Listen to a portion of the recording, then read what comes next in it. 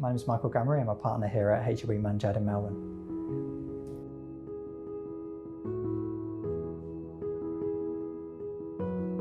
Got a particular client that sells physical goods. In this particular instance, revenue is a bit of a potential issue for that client. Because they're selling a physical product, we have to understand at what point they're allowed to recognize their revenue from selling that product. But the time they have to recognize their revenue is at the point where the customer receives the goods, not the point where it leaves their warehouse. But this particular client doesn't follow the accounting rules in that sense. And at the point where they ship it out of the door, they raise the invoice and they recognize the revenue because that makes sense for them, and they just kind of forget about it.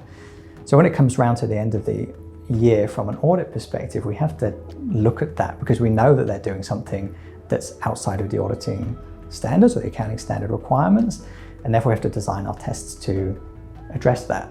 So for that particular client, what we'll do is we'll look at the actual details of what they've shipped during that period towards the year end and try and figure out the value of it.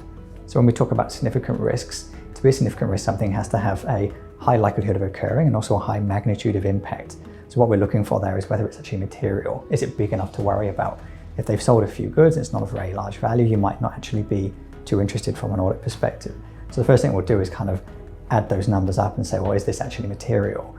And for that particular client, there's been instances where they've made big shipments just before the year end. And it often happens that way because companies are obviously really keen to try and hit their budgets. They're desperately trying to get stock out the door so that they can recognize the revenue and make their results look as good as possible.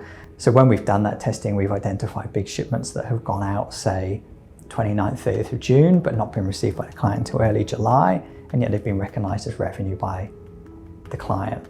If we've picked up an adjustment through the testing we've performed and we've recommended that adjustment be posted by the client, and we'll always recommend that an adjustment be posted, whether or not it actually gets recorded is a matter of materiality.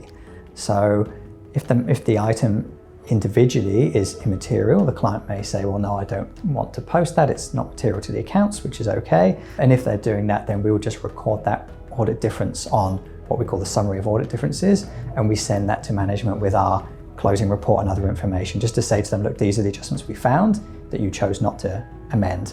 And similarly, if they have amended it, we'll send something to that nature. But if the balance is actually material, so if it's so big that not correcting it would make a user of the financial statements, perhaps it would change their decision making, then we would actually have to say, you must amend this. And if they didn't amend it and it was material, it would have an impact on the audit report.